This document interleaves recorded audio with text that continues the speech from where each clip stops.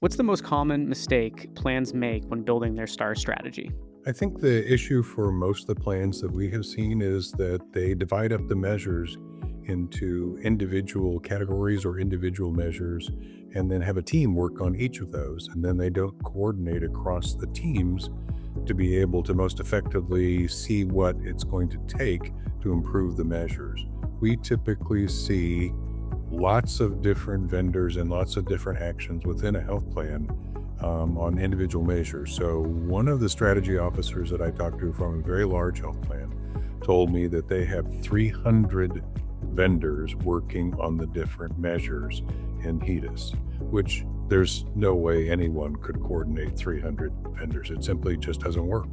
You have to be able to think about the patient first. My experience has always been put the patient first, think about what they need and what they want and what would help them, and then create your teams from that, or create a relationship with a vendor who can do that for you.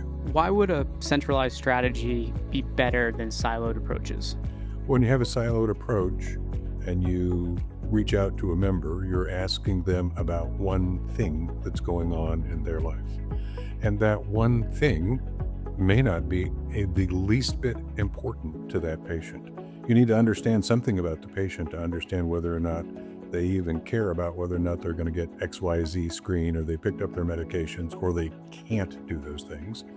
And when you interact with a patient, if you can't help them with something more than one thing or something they don't care about, they're not likely to really be engaged, and it's unlikely they're going to respond to your other vendors who are calling them about something else.